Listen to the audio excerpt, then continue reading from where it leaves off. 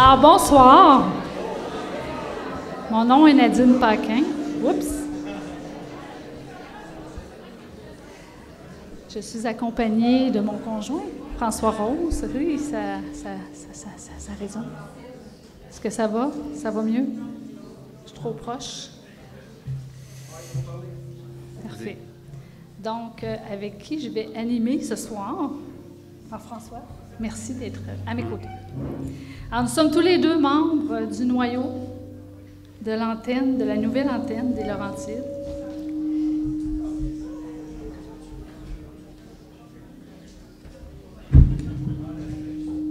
Ah, les micros sont trop proches.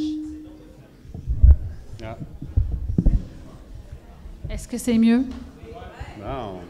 Merci d'être à mes côtés, tu m'avais dit, hein?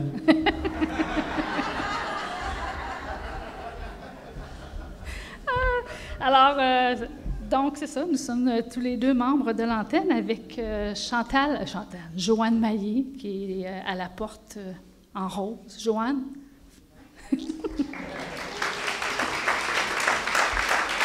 On a aussi Anthony Allard, qui est en train de s'amuser derrière. Claude Emery. Claude, où es-tu, Claude? Alors, nous sommes les 5 du noyau, puis on va vous présenter le reste des membres. Ça ne sera pas tellement long. Donc, avant de vous présenter justement le déroulement de la soirée, je vais vous donner quelques petites informations, quelques consignes. Donc, on vous demanderait de fermer vos cellulaires, s'il vous plaît. Alors, en mode avion, oui, c'est ça, exactement. Alors, aucune boisson, alcool est permis dans la salle. J'imagine que vous l'avez déjà remarqué. Il y a des breuvages qui sont offerts gratuitement à l'entrée, café et bouteilles d'eau. Alors, à la pause aussi, celles qui se sont apportées des petites grignotines, ce sera le temps de la prendre. Alors, la soirée va être divisée en 4 grandes parties. Une première partie avec la présentation de Réinfo COVID. Anciennement Réinfo COVID, donc Réinfo Québec, ainsi que les objectifs visés par les antennes que Réinfo Québec a décidé de mettre en place. Alors, André Fortier, qui est un des membres fondateurs de Réinfo Québec, qui va venir nous présenter Réinfo Québec. Une deuxième partie où on va faire l'ouverture officielle de l'antenne. Une troisième partie avec nos panélistes que je vais vous présenter tantôt, mais que vous connaissez probablement tous et toutes. Et finalement, une quatrième partie dans la joie, la gaieté et la légèreté avec nos amis du groupe Los Gaspignols qui vont venir nous chanter, nous interpréter la belle musique où on va pouvoir danser, tasser les chaises, puis se laisser aller là, au plaisir. Alors, la soirée devrait se terminer là, si vous restez jusqu'à la fin, vers 22h30. Alors, je cède maintenant la parole à François. Bonsoir tout le monde. J'ai rencontré André, que je vais présenter à la pause, puis je pense qu'il était loin de se douter que son bébé allait prendre de l'ampleur. C'est le fondateur de Réinfo Québec avec Robert et Pierre Brisson. Alors, bravo, c'est une initiative incroyable.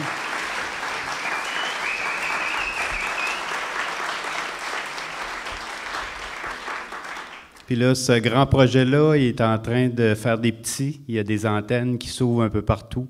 C'est pourquoi je pense que la conscience, elle s'ouvre, puis on a envie d'être dans l'unité, puis on a envie d'être dans notre cœur de plus en plus.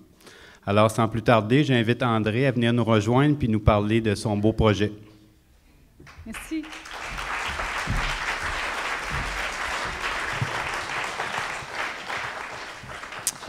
Alors, bonsoir tout le monde. Bienvenue à l'ouverture de cette 7e antenne de Réinfo Québec. Donc, effectivement, c'est toute une aventure. D'ailleurs, il va y en avoir une 8e le 4 mai à Montérégie. Et donc, je considère quand même que c'est une super réussite. Je remercie tous les organisateurs. On voit la salle là, qui me semble être pleine, donc même plus que pleine.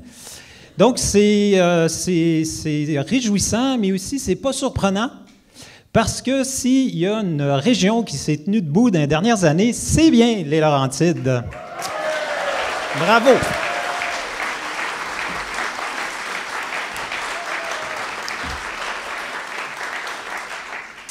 Alors, c'est loin pour nous qui habitons à Montérégie, mais c'est toujours agréable de venir vous voir.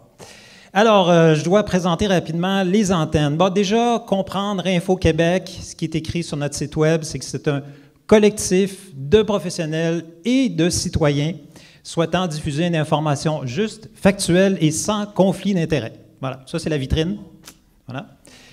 Après, pour mieux comprendre qu'est-ce qu'on fait, on s'est défini 4 axes. Hein? Donc déjà, il y a une mission de réinformer ou de former selon 3 axes qui sont le COVID, bien évidemment, c'est pas terminé, la santé et tout ce qui concerne la société. Donc là, on parle d'éducation, la santé mentale, etc. Ensuite, on s'est donné aussi comme objectif de défendre les professionnels et les médecines intégratives. Donc les professionnels, bien, entre autres comme Robert, je pense que vous connaissez un peu sa situation, Patrick Provost, Christian Linard et d'autres, donc qui ont pris la parole courageusement dans les dernières années, mais qui, voilà, se retrouvent aussi avec certaines difficultés. Donc on est là pour encadrer des professionnels là, qui prennent la parole. Ensuite, on a aussi, je dirais, comme objectif de promouvoir l'éthique en sciences et en déontologie. Donc, on a vu certains dérapages dans les dernières années, et donc c'est quelque chose qui nous tient à cœur. Et enfin, notre dernier objectif, c'est de mettre en lien et de favoriser des actions collectives. Eh bien, les antennes, c'est pour ça. Donc, on appelle ça antenne, en fait, parce que le but, c'est que ça véhicule un peu les missions, visions, valeurs de Réinfo. Mais évidemment, ce qu'on souhaite, c'est que tout ça, ça puisse vivre en région. Et donc, ben, c'est ce soir une première ici, dans cette région de la Laurentide. Oui, c'est ça.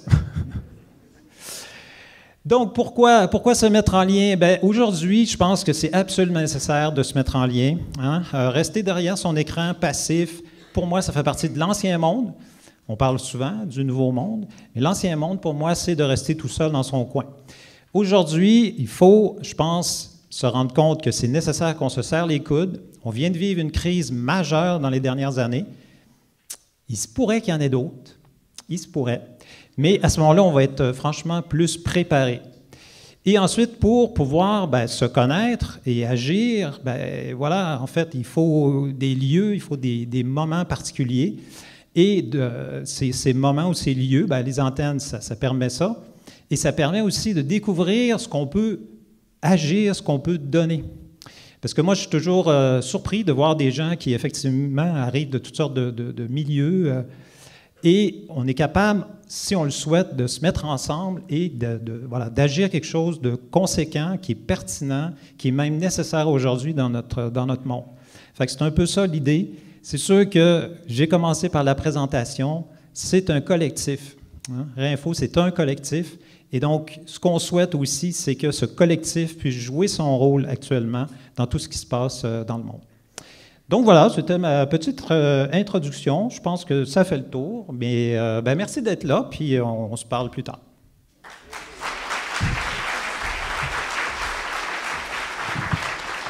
Merci, André.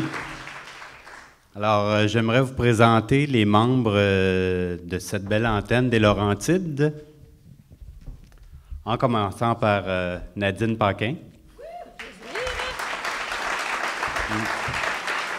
J'inviterai Dorothée Lavoie.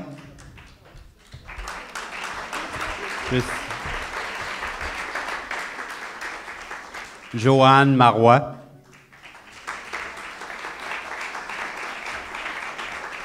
Régis Dehoux.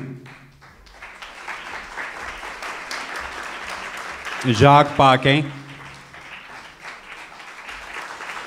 Nicole Côté. Joanne Maillé.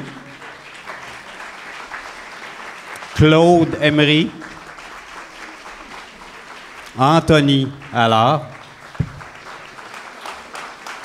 Il y a Louise Lapointe qui est présentement en vacances. Et Julie Maude Gilbert.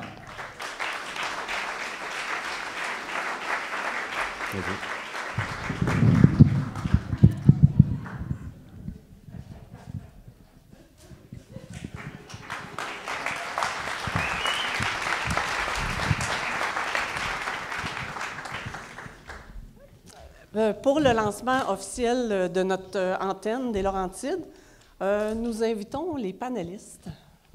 On va inviter M. Fortier, Julie Lévesque, Robert Béliveau et Philippe Méloni. Tiens-moi ça une seconde. Apportes-tu les ciseaux, s'il te plaît? Il y en a 4, chacun.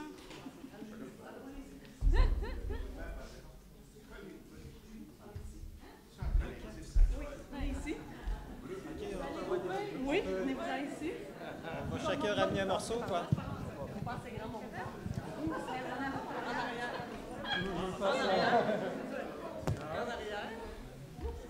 arrière. Philippe. Laisse Philippe ici. Non, Philippe, je t'en viens ici à côté. Philippe.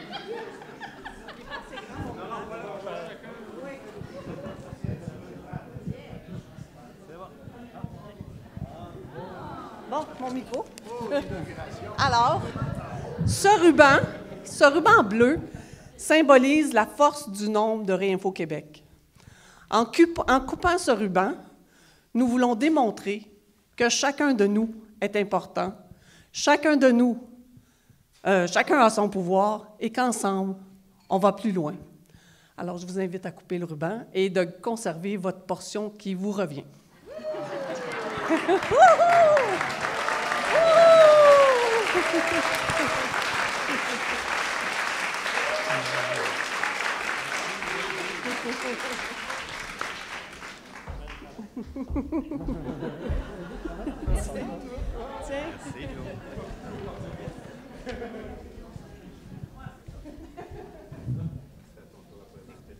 Alors, c'est maintenant le temps de présenter les membres du panel, alors qui ont accepté avec notre plus grand plaisir, notre plus grand bonheur de venir ce soir pour notre ouverture de l'antenne. Alors, j'invite d'abord M. Robert Béliveau à monter sur scène. On peut l'accueillir chaleureusement.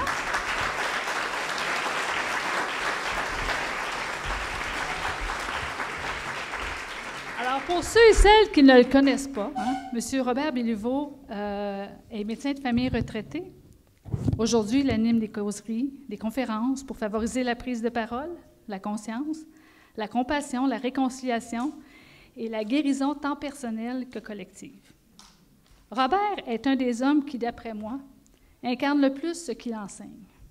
On peut dire de Robert que ses bottines suivent ses babines. Que ses bottines suivent ses babines. Ses babines suivent ses bottines? En tout cas. Merci, Robert, d'avoir accepté l'invitation.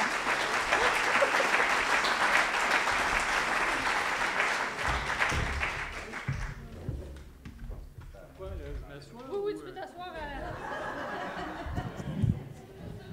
Merci. J'inviterai André Fortier, un des membres fondateurs de Réinfo Québec. Et André, dans ses temps libres, il est ostéopathe et enseignant. Il y a le petit Robert, puis il y a le grand André.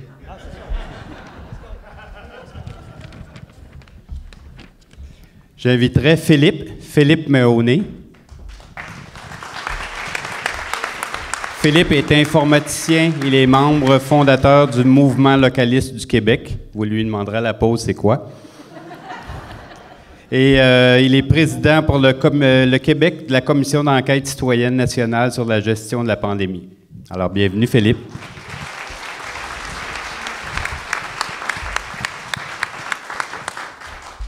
Alors, j'invite maintenant Julie Lévesque, notre charmante et unique journaliste indépendante. Alors, Julie s'intéresse depuis déjà de nombreuses années à tout ce qui touche la propagande, le financement de la recherche ainsi qu'à la désinformation qui en découle. Alors, Julie sera l'animatrice de ce panel. Merci, Julie. Alors, comment profiter des différents points de vue pour évoluer ensemble? Alors, voilà le sujet du panel. Merci à vous quatre. Bon panel.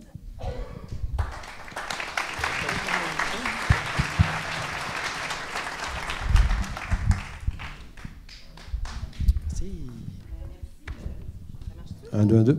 Oui. Faut-tu l'allume?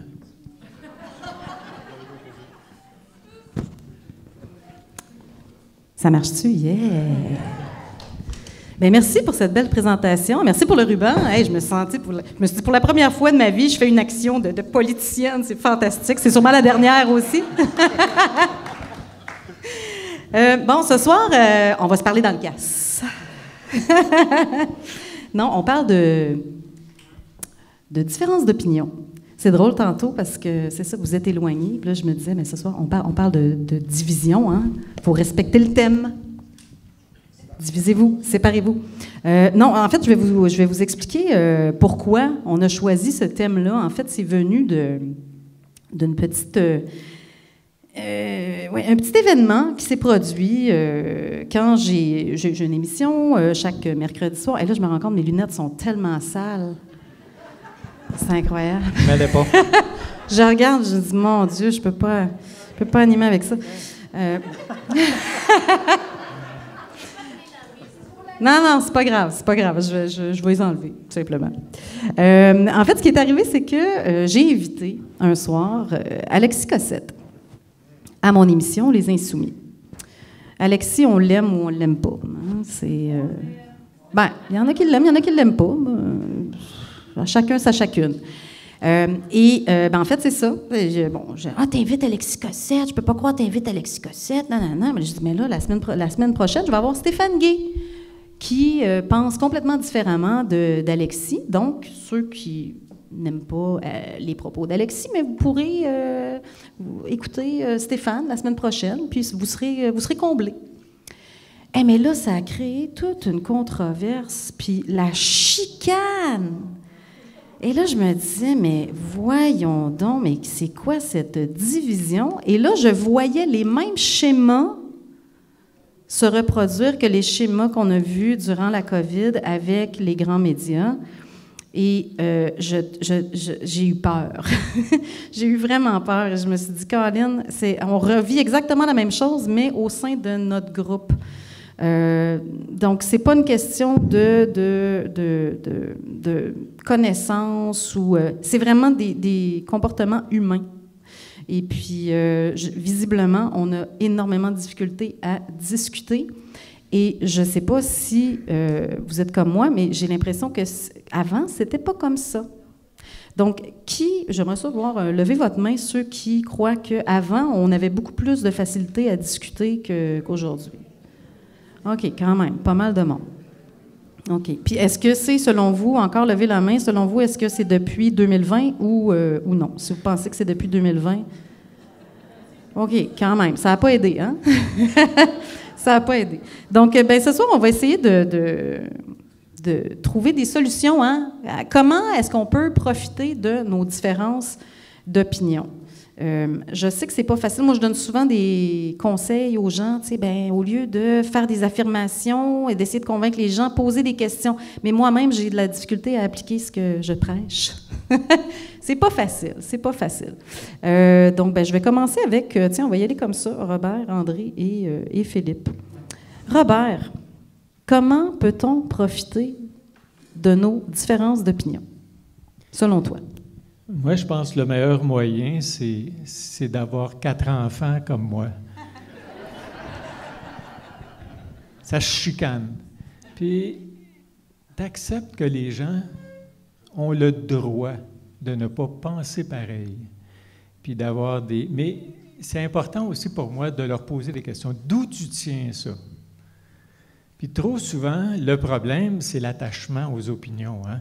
On a l'impression d'avoir raison. Moi, je retiens toujours la phrase, une très belle phrase de Norbert Ben Saïd, qui a écrit dans son livre « La lumière médicale ». Il disait « Les certitudes sont des prisons dorées, mais ce sont des prisons. Et elles sont le fondement de toutes les intolérances, je dirais même de toutes les violences. Alors, on devient violent quand on a des certitudes. Puis on ne réalise pas que c'est des croyances. Puis tu as le droit de croire tout ce que tu veux, mais ce n'est pas des connaissances. T'sais, est-ce qu'on connaît Trump? Qui connaît Trump? Qui a déjà déjeuné ou couché avec Trump ici? Là, Pas moi, là, mais je dis de lever la main, là, tu sais. Si je suis pas le seul, là, bon, il y en a un autre, là, tu sais. Alors, on ne le connaît pas. On connaît qu'est-ce que les journalistes veulent transmettre, que certains journalistes ont un intérêt à transmettre. Puis là, on fait ces idées-là nôtres, comme si on connaissait la personne. On n'a aucune idée. Fait qu'on se promène avec des opinions. Tu as le droit d'avoir des opinions. Moi, je n'ai pas de problème avec ça, mais sache que ce n'est qu'une opinion. Puis la journée où chacun est capable d'admettre ça, ou poser la question que posait Thich Nhat Hanh, « Are you sure? » Es-tu sûr de ce que tu avances? Et puis quand on dit non, on est à la bonne place. J'ai un de mes gars qui est devenu avocat. Je l'ai vu à un moment donné. Avant de devenir avocat, il avait acheté un livre de Schopenhauer, « L'art d'avoir toujours raison ». Et puis il est devenu avocat. Il aime ça avoir raison. Bien, à un moment donné, j'allais manger avec lui entre deux ateliers que je donnais au Centre Épique. Il demeurait pas loin du Centre Épique. Et puis c'est moi qui payais la facture, évidemment. Je prenais toujours le menu le plus cher. Et puis, une bonne soirée, il m'a dit, « Papa, il dit, j'ai quelque chose à te dire. » Mais il dit, « Je suis pas sûr de ça. » J'ai dit, « Qu'est-ce que tu dis là, Olivier? » C'est le début de la maturité. Je pense qu'il faut être patient les uns envers les autres, mais ça finit par nous arriver. Un jour, on réalise qu'on croit beaucoup plus qu'on sait. Puis on est en bonne direction vers la sagesse à ce moment-là. Puis on peut écouter des idées divergentes, apprendre les uns des autres et accueillir la psychodiversité. Hein, le droit de penser autrement.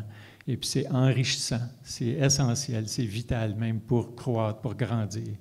Alors, puis j'ai une femme qui ne pense pas toujours comme moi, qui ne sent pas toujours, à peu près jamais comme moi, tout à fait, mais ça nous aide, ça amplifie, ça aide, en tout cas, moi ça m'aide. Je ne sais pas si elle, ça l'aide, moi ça m'a beaucoup aidé.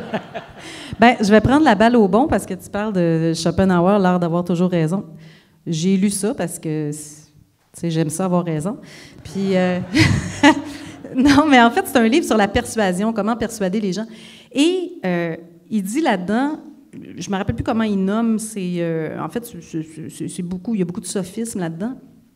Mais l'arme ultime pour persuader, entre guillemets, il dit quand tu es convaincu que tu as tout perdu, là, puis qu'il n'y a plus rien à faire, ben là, tu insultes ton adversaire. Donc, quand on voit des insultes, quand je voyais des insultes dans les journaux durant la COVID, je me disais, OK, c'est parce qu'ils n'ont rien d'autre. Ils n'ont absolument rien d'autre. Quand tu es rendu là, c'est parce que tu as perdu. Donc, c'est un peu encourageant, même si c'est décourageant là, de voir ça. André?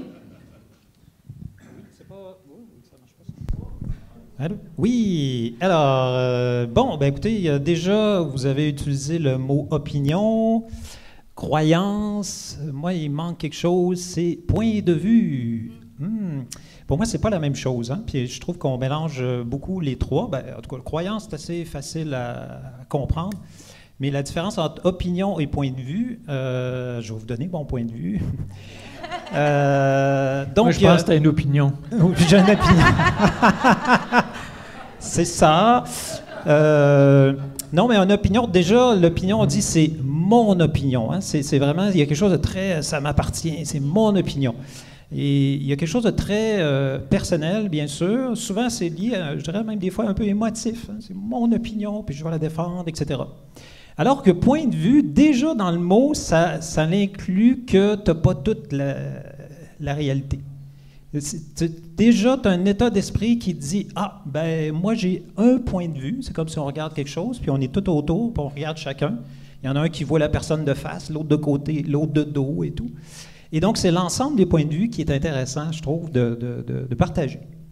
Et donc, en réfléchissant ce soir, qu'est-ce que je pourrais donner comme exemple concret? Je vais donner quelque chose de très concret, qui est dans notre comité coordonnateur. En fait, ben, des fois, ça frotte un peu. Hein? On n'est pas tous d'accord. Vous ne voyez pas tout le temps ce qui se passe.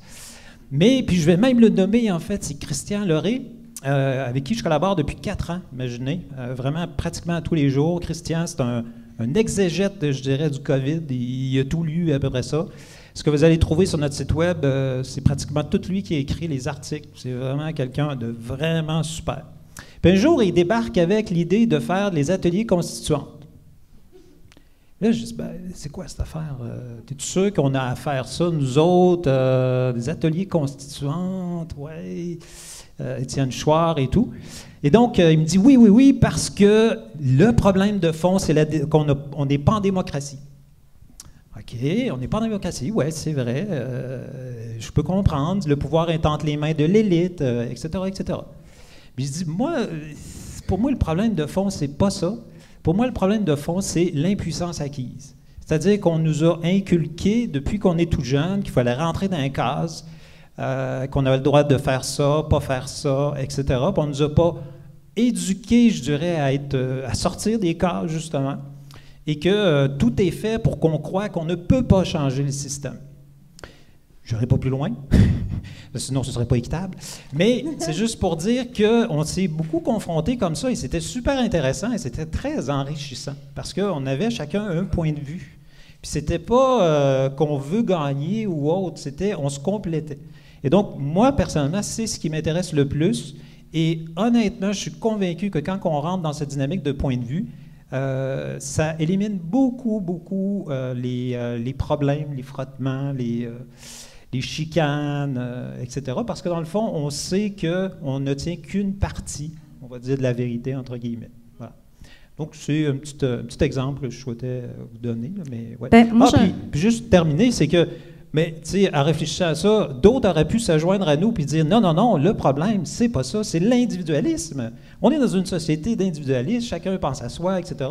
Un autre aurait pu dire non, le problème, c'est le matérialiste. On est on est tous des êtres spirituels, on est pris dans la matière, etc. Vous voyez, tout ça, ça reste vrai. On pourrait s'amuser longtemps à faire ça. Et c'est pas, à mon sens, on reste pas coincé à ce moment-là dans une opinion. Voilà. Bien, justement, moi, j'ai un problème avec mes opinions. Moi, quand quand j'ai des discussions avec des gens qui ne pensent pas comme moi et qui vont attaquer mon point de vue ou mes opinions, bien, j'ai comme des petits sentiments un peu dérangeants en dedans de moi. Mais tu sembles tout à fait détaché, toi, de tes opinions. Oui, là, je le suis. OK. Ben, c'est quoi le truc? Ça veut pas dire que je le suis tout le temps. C'est parce que c'est un homme, lui. Là. C'est quoi le truc? Oui, non, mais tu as raison, parce que, tu sais, c'est drôle parce qu'il y a deux citations que j'avais en tête avec ce soir. C'est Jean-Paul Sartre qui disait « L'enfer, c'est les autres ». Et par contre, vous avez Édouard Glissant qui dit « Le futur, c'est l'autre ». Wow, on n'est pas à la même place, là. Donc, ça veut dire que tu n'as pas de futur si tu n'es pas capable de te relier aux autres, si tu n'es pas capable de comprendre l'autre, si tu n'es pas capable de collaborer avec l'autre. Donc, je préfère cette version à l'autre, parce que pour moi, l'enfer, c'est pas l'autre, c'est l'ego de l'autre et mon ego à moi. C'est quand nos égos se frottent, là, ça crée beaucoup d'étincelles et c'est sans doute ce que tu as vécu dans ton histoire que tu as racontée. Fait que j'ai un problème, mon problème, c'est un problème d'ego, finalement, c'est ce que je comprends. Ben, okay. C'est le fouteur de trouble par excellence. Ouais. Le putain de facteur humain. Ouais. Mais je sais pas, je suis la seule. Levez la main si, quand vous êtes confronté. OK, parfait. Je suis normale. Faut se dévoiler. Mais il n'y a quand même pas beaucoup de monde, hein? Je pense qu'il y a des gens qui se surestiment ici, là. Pose la question à l'inverse. Philippe, comment est-ce qu'on peut profiter de nos différences d'opinion? Moi, je partirais un petit peu en marche arrière, comme je fais souvent. Réaliser qu'on sort de 50 années d'ingénierie sociale et qu'on nous a collé un paquet de choses dans la tête. Moi, j'ai une règle que je tanne tout le monde avec, c'est la règle des 3 pourquoi, et que je m'applique à moi-même. Et même ma conjointe qui peut témoigner que de temps en temps, je dis « Oh, ça vient pas de moi ». On a plein de choses qui ne viennent pas de nous. Alors, pour tester sur n'importe quel sujet, il ne faut pas faire ça. C'est pas bien. OK. Pourquoi? En général, la première phrase qu'on ressort, c'est celle qu'on a entendue dans les médias en permanence, à travers l'éducation, à travers plein de choses. Je pose la question, oui, mais pourquoi? Alors là, ça devient plus compliqué. Il faut que tu aies appris le narratif. Et quand tu vas au troisième pourquoi, tu es obligé d'y avoir pensé toi-même. Donc c'est ton opinion. Elle n'est pas forcément juste, mais c'est ton opinion. Ben, commencez par... Moi, je suis en permanence en train de poser c'est pourquoi à répétition, juste pour définir si je parle à la radio ou si je parle à la personne, si c'est ses idées à elle. Et donc, quand tu parles avec les idées de l'autre, ben là, tu commences à avoir une vraie conversation. Ça devient intéressant. Et de ne pas s'en vouloir, parce qu'on a tous dans la tête des choses qu'on nous a inculquées sans qu'on s'en rende compte. Puis après, toujours avec mes trois, il y a beaucoup de trois dans ma vie. Moi, il y a des gens, quand ils pensent du mal de moi, là, moi, si le goût pense du mal de moi, ça me rassure. J'ai pas le goût qui pense en bien de moi. Il y a une bonne partie des gens, s'ils pensent mal de moi, ça met d'une totale indifférence. En réalité, ceux qui m'importent, c'est ceux que j'apprécie. Les autres, ils pensent bien ce qu'ils veulent.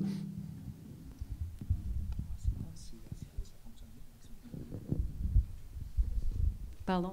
1, 2, 1, 2. Moi, je pense que c'est mieux, hein? Ouais, ok. Il y a beaucoup d'écho, là. On va laisser tomber. On va se le passer, oui. Bien, justement, est-ce qu'il y a eu un moment dans ta vie, que ce soit dans les dernières années ou, je veux dire, les années COVID ou avant, où tu as eu une discussion avec quelqu'un et tu es parti d'un point de vue et que finalement, la personne t'a fait changer d'idée? Souvent. J'en connais une en face de moi et qui ça arrive souvent.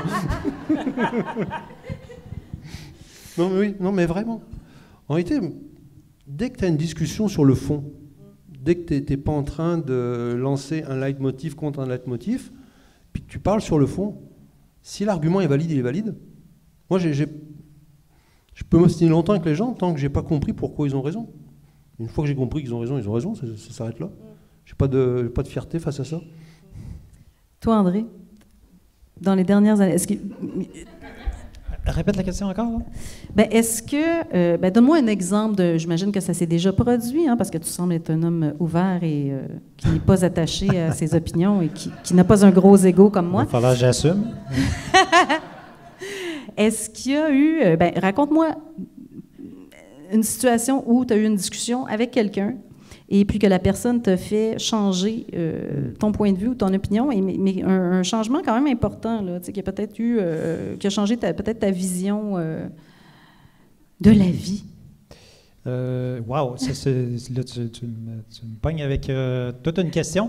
Est-ce qu'il y a eu un moment tournant dans ta vie, justement, quelqu'un que tu as entendu, qui ne pensait pas du tout comme toi, puis qui a eu...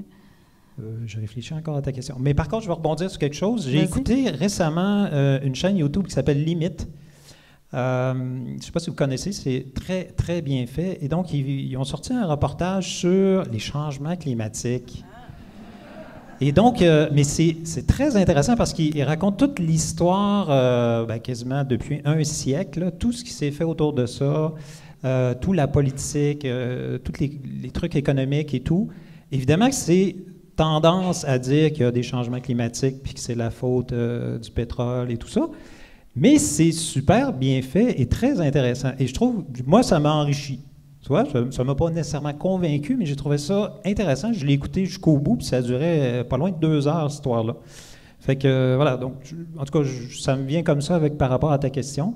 Je le fais pas souvent, mais je pense que ça mérite qu'on le fasse plus souvent, d'écouter l'autre côté de la clôture, pour voir c'est quoi qu'ils pensent, ces gens-là. Puis ils pensent de nous qu'on est des coucous, mais souvent, on pense qu'ils sont des coucous. Hein, exactement. Mais c'est pas tous des coucous, là. Non, il y a des gens sérieux quand même là, qui font des choses. Là. Ouais. Ben justement, pendant que tu réfléchis encore à ma question. Oui. Je sauve du temps, là. Ouais, non, mais à l'inverse aussi, est-ce que c'est arrivé, est-ce que vous avez déjà eu des discussions avec des gens qui ne pensaient pas comme vous et vous avez réussi à les faire changer d'opinion? Et comment vous avez réussi à faire ça? Oui. Moi, je vais donner l'exemple de ma mère. Ah non, c'est filmé, cette affaire-là. J'ai rien dit. Merde! Ben là, il est trop tard. Là. Ton père d'abord.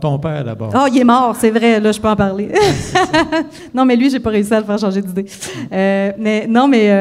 Bon, je l'ai dit, là, ma mère, à un moment donné, elle m'est arrivée avec une histoire qu'elle avait regardée à la télé. Oui, j'ai regardé quelque chose sur les complotistes. OK. C'est qui ça, les complotistes? Ben, c'est les anti-masques, là. Puis OK. Mais qu'est-ce que ça veut dire, complotiste? Eh bien, j'ai dit, tu vois, tu utilises des mots, tu ne connais pas la définition. Et ça l'a fâchée, évidemment. Elle n'était pas contente que je dise ça. Mais c'est ça qui a été l'élément déclencheur. Donc, moi, c'est là que j'ai vraiment vu la puissance des questions. Hein? Au plus que le désir de convaincre. Parce que c'est souvent ça, quand on entend quelqu'un qui ne pense pas comme nous, on va tenter de convaincre la personne que c'est ça. Non, tu n'as pas raison, tu n'as rien compris. Regarde, je vais t'expliquer. Ça, quand on se place dans une position plus élevée au niveau des connaissances, au niveau moral, je pense que ça bloque immédiatement la discussion. Alors que quand on pose des questions, on s'intéresse à la personne. La personne, elle sent qu'on s'intéresse à ce qu'elle pense.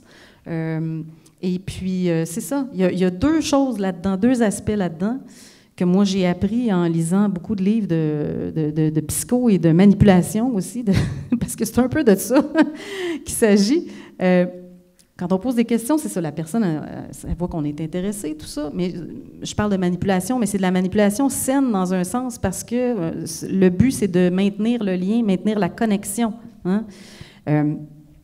Donc, poser des questions, essayer de voir pourquoi la personne pense comme ça. Ah oui, tu veux voter pour telle personne? Ah oui, pourquoi? Pourquoi tu veux voter pour telle personne? OK. Et là, on pose des questions pendant 10, 15 minutes. Et après ça, on dit, bien, si tu permets, moi, j'aimerais ça te dire ce que j'en pense. Bien, la personne, elle n'a pas le choix de vous écouter, hein? Parce que ça fait 15 minutes que vous l'écoutez. Fait que là, ça paraît bien mal de dire, ben non, je ne veux pas t'écouter. Alors que si, en partant, on ne pose pas de questions, puis on impose notre point de vue, bien là, la personne se braque, ah non, je ne veux pas parler de ça, ça ne me tente pas de parler de ça. Donc, je pense que c'est ça, poser des questions, prendre le temps d'écouter la personne, mais vraiment l'écouter, là, pas l'écouter pour, tu sais, juste dire, OK, ça fait 15 minutes, là, c'est à mon tour. L'écouter vraiment respectueusement, puis c'est ça. Après ça, on peut exposer notre point de vue, puis l'autre n'a pas le choix de nous écouter avec le même respect. Donc, je pense qu'en partant comme ça, c'est beaucoup plus sain. Je ne sais pas, Robert, qu'est-ce que tu en penses? Toi qui es toi, tu as étudié la communication non violente, non? Oui. Ah, bien, parle-nous-en. Oui, puis c'est facile, c'est très simple, la communication non violente. Hein? Ah ouais, je trouve pas, moi. C'est l'application qui est difficile. C'est ça. Exactement. Non, c'est vrai. Tu observes, tu ressens, tu connectes avec un besoin que tu as, puis tu fais une demande claire et négociable. Tu sais. Puis il faut mettre ça, faut rendre ça concret. Tu sais, moi, je peux parler d'un exemple concret. Je me promenais à un moment donné sur l'autobahn en Allemagne. Je m'en allais à 125 km/h, ce qui est très lent en Allemagne sur l'autobahn. Et puis, ma conjointe de l'époque me disait « Tu vas trop vite! » Elle me dit ça. Qu'est-ce qu'on fait dans ce temps-là? Ben voyons donc.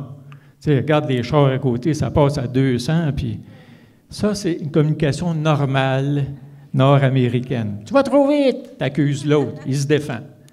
La communication non violente, c'est simple. Tu vas à 125 km/h. J'ai peur. On est en vacances. J'aimerais pouvoir contempler la nature paisiblement. Pourrais-tu ralentir, s'il te plaît?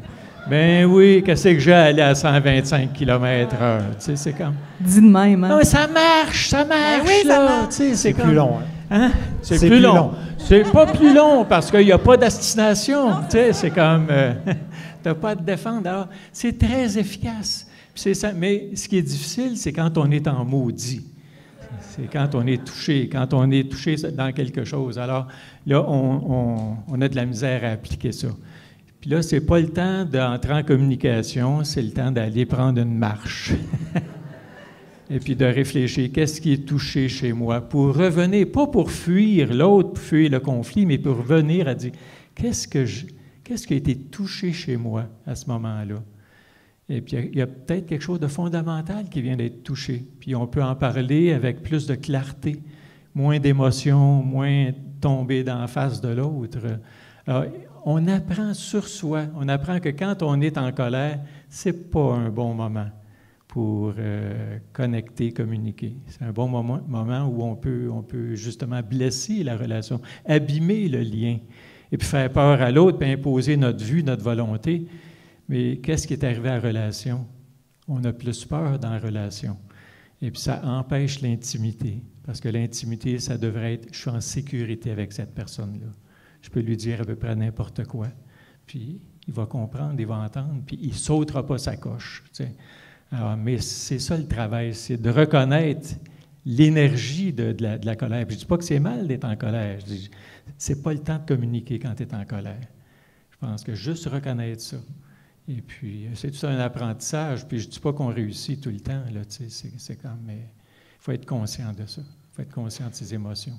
Moi, pour revenir à ton autre question, là, moi, j'ai souvent changé d'idée dans ma vie. Puis... ce qui m'a le plus aidé, à part Chantal, là, c'est les livres. Hein? Moi, les livres, j'ai lu des trucs qui... Moi, je croyais beaucoup à la prévention. Hein? Et puis, à un moment donné, je tombe sur le livre de Ben Saïd, « Les illusions de la prévention ». Taboire, il faut que je lise ça. Hein? Puis moi, je voulais devenir quelqu'un puis aller quelque part. Puis à un moment donné, je vois un livre d'Ayak Emma dont le titre était « Being Nobody, Going Nowhere ». N'être personne, n'aller nulle part. Ah bien, c'est un beau programme, ça. Je vais apprendre quelque chose, c'est sûr. Et d'ailleurs, si j'allais sur une île déserte, c'est un des livres que j'apporterais. Alors, vous savez, on apprend quand on lit le contraire de son propre point de vue, pour reprendre ton expression qui est très juste, soit dit en passant, André. Merci pour ton point de vue. C'était pas une opinion, c'était vraiment un point de vue très éclairant, j'apprécie énormément. Alors, il faut être ouvert à dire, je ne le sais pas. Souvent, j'ai des croyances sur les vaccins. Moi, j'ai commencé à lire des tortues jusqu'en bas. Moi, j'étais un fervent croyant des vaccins. Mais quand j'ai étudié à la faculté, ils nous apprenaient, à 2 mois, tu fais ça, ça, ça. DCT, ça bien. À 4 mois, puis tu apprenais à s'adulte. C'était comme ça qu'on apprenait les vaccins. Puis là, tu lis ce livre-là, oh boy, la science en arrière de ça? Non, il n'y en a pas beaucoup. C'est la science de vendre. C'est pas de la bonne science. Alors, ça a changé complètement ma perception aussi, pas juste par rapport à la COVID, mais par rapport aux autres vaccins aussi. Alors, tu sais, il faut être capable de se laisser brasser ses croyances, accepter que des croyances, ce n'est pas des connaissances. Puis on est plein de croyances. Mais justement, par rapport à ça, bon, je vais rebondir là-dessus, les vaccins. Encore aujourd'hui, en 2025, on nous dit que oui, c'est sûr et efficace. On parle encore du vaccin COVID, vaccin contre la grippe. Allez, venez vous faire vacciner. C'est quand même assez hallucinant, là, avec tout ce qu'on sait aujourd'hui, qu'on perdure avec ce discours-là dans les médias dominants. Est-ce que vous pensez Est-ce qu'on a manqué notre coup pour essayer de faire passer notre message? Ou est-ce que c'est de la faute à qui, finalement, si on n'est pas capable de se parler avec les médias dominants, par exemple? Est-ce qu'on va être capable un jour, parce que là, jusqu'à présent, ça a été complètement raté, est-ce qu'on a une part de responsabilité là-dedans? Comme tu disais tantôt, André, tu sais, des fois, on dit que ouais, eux nous traitent de coucou, mais nous, on fait un peu la même chose. Est-ce qu'il y a moyen de créer... Je mettrais des nuances sur complètement raté, par contre. Il y a quand même des gens ici ce soir qui sont là, c'est-à-dire qu'on n'a pas tout raté. Non, ce que je veux dire, c'est faire passer notre message dans les médias dominants. Parce qu'encore aujourd'hui, ce qu'on dit, c'est de la désinformation. On va juste avoir la décision dans le cas de Patrick Provost. Hein? Ah oui. Je veux dire, le message ne passe pas du tout dans les médias dominants. Bon, il y a toutes sortes de raisons pour ça, là. Mais est-ce que vous pensez qu'un jour, on va être capable de briser ce mur-là, ou est-ce que ça va demeurer dans les médias indépendants et que les grands médias vont mourir à cause de ça? Parce qu'ils ne veulent rien entendre? Je pense qu'il faut d'abord créer une alternative. Là, vous m'entendez comme ça? Il faut d'abord créer une alternative.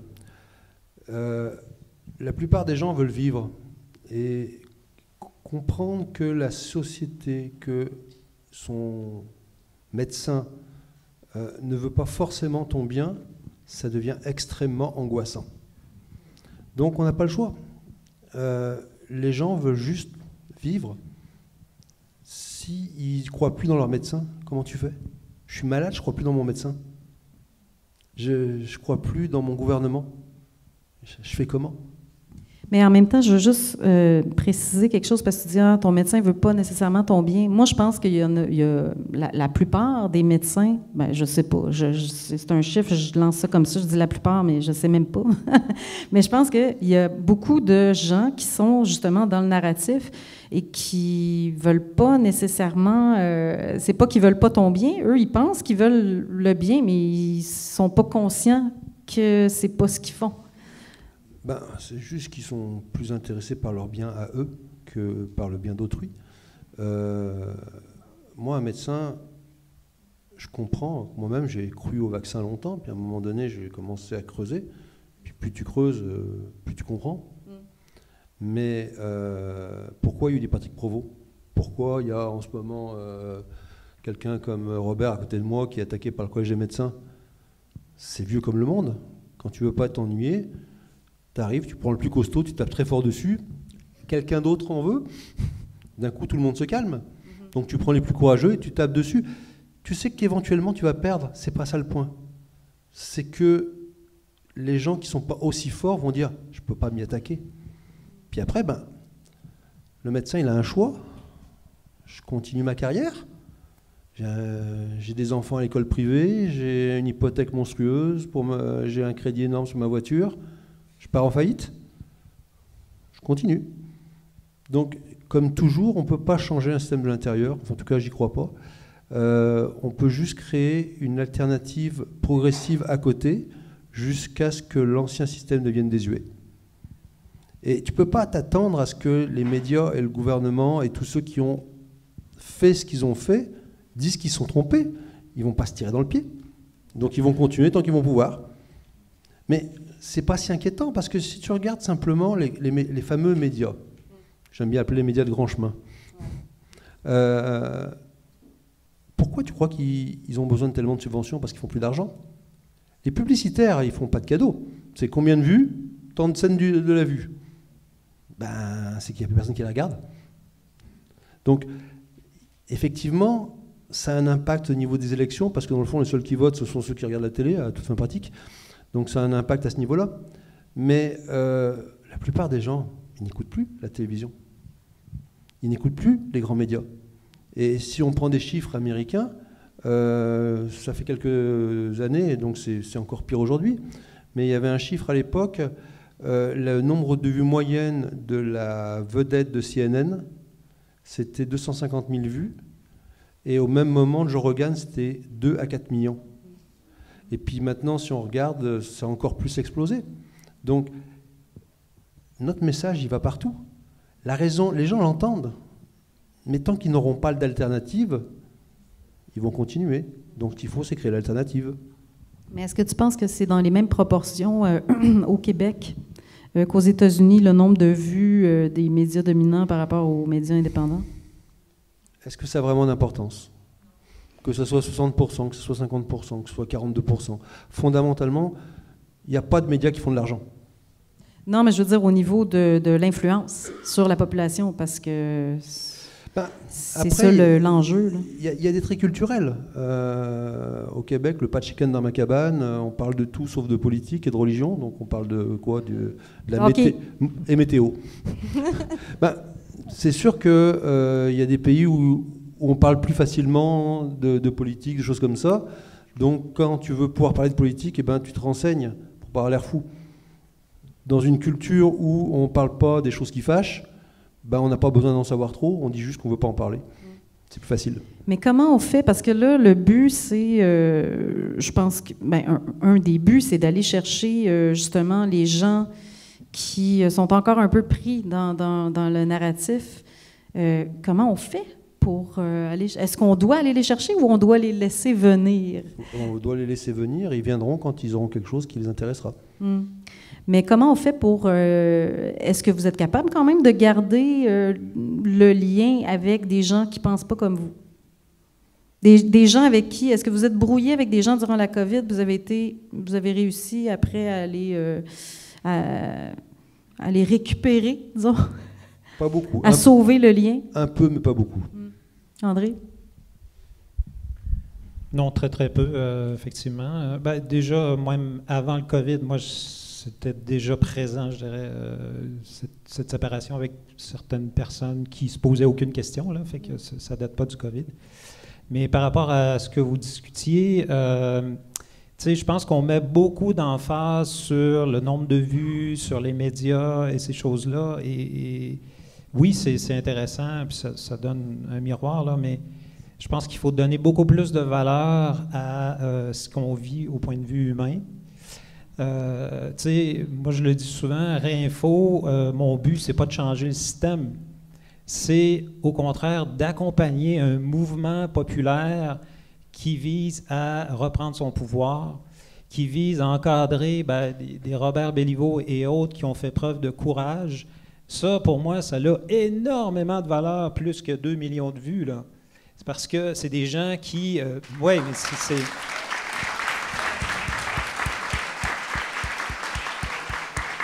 Aujourd'hui, ce qui manque beaucoup, c'est le courage. Entre autres, ça prend beaucoup de courage, je veux dire, faire face à la tempête comme Robert le fait et d'autres. Donc ça, pour moi, c'est fondamental. C'est une valeur très, je dirais, importante à développer aujourd'hui. Fait que c'est ça, en fait. Il faut trouver qu'est-ce qui nous motive là-dedans. Est-ce que c'est un nombre de vues? Est-ce que c'est changer le système? Est-ce que... Là, on vient de faire une mise en demeure du Collège des médecins. Est-ce que ça va changer quelque chose? Mais c'est tout un processus. C'est juste le fait d'aller au bout d'une idée, de se mettre ensemble, de collaborer, puis de dire, on fait ça. Voilà, parce qu'on sent que c'est juste. On sent qu'on porte quelque chose de fondamental. Et donc, c'est le chemin, en fait, qui est le plus intéressant, on le dit souvent. Je pense que c'est ça qu'il faut mettre en valeur, puis je pense que Robert est d'accord, je suis sûr. Écoute, moi, ce qui me frappe, c'est quand tu parles de médias dominants. C'est justement ça le problème. Dominant. Quand tu as quelqu'un qui veut te dominer, comment tu réagis? Moi, je réagis mal. De la même manière, je pense que le respect, l'influence, ça a toujours sa place. Un médecin qui veut dominer ses patients, qui veut intimider, il ne fait pas de la bonne médecine. Parce que la médecine saine, c'est celle de l'influence. Et l'influence, c'est bienveillant. Ça prend le temps d'écouter. J'avais dans mon bureau un écriteau qui disait, de Thich Nhat Hanh, qui disait « Écoute bien pour mieux comprendre ». Il ne disait pas « Écoute bien, tu vas tout comprendre », mais si tu comprends déjà un peu mieux, il faut d'abord savoir écouter. Il faut d'abord écouter la parole de l'autre. Et puis prendre le temps d'établir un lien, une relation dans laquelle la confiance est la base de cette relation-là. Bien, la confiance s'instaure s'il y a du respect de l'autre. L'autre, c'est sa décision, c'est son corps, c'est son droit, c'est son choix. Et ça, il faut respecter ça. Qu'il y ait une crise politique, sanitaire, peu importe, il faut que ça soit respecté à tout jamais. Il ne faut jamais imposer quelque chose à quelqu'un qui n'en veut pas. Pour moi, c'est fondamental. Je ne sais pas si vous êtes d'accord avec ça.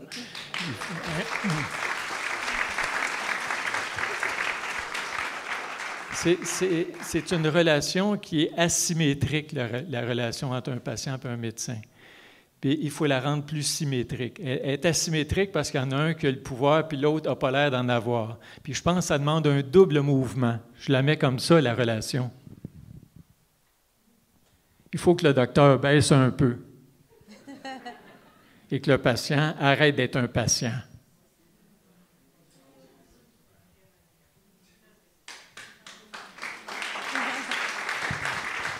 Et il faut danser avec l'autre, il faut discuter. Et puis le patient, maintenant, ce n'est pas un ignorant. Puis le docteur, ce n'est pas tout puissant non plus. Alors, on sait ça maintenant. Il faut restaurer une relation dans laquelle il y a une discussion, il y a un échange, mais il y a du respect. Respect de l'un pour l'autre et l'acceptation qu'on peut ne pas penser pareil et puis qu'on a le droit. Puis, merci, docteur, mais vous pouvez la garder, votre prescription. J'en ai pas besoin pour le moment. Ça se dit. Voilà, tout simplement. Il y a une chose aussi qu'il faut penser. Ce qui se passe actuellement, c'est le fruit de nombreuses années d'ingénierie sociale. Puis parce qu'on a allumé en quelques années, on veut corriger ce qui a été fait en 50, 100 ans, je ne sais pas, peut-être 200. Ils n'ont pas fait ça en 15 jours non plus.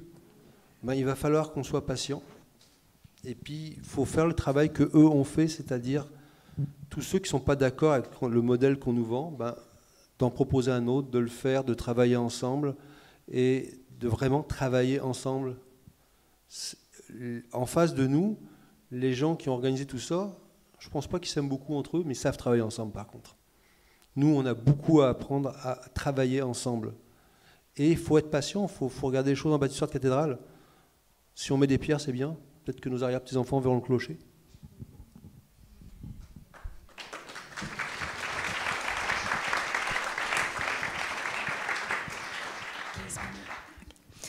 J'étais comme, j'ai pas mes lunettes, tu sais quoi?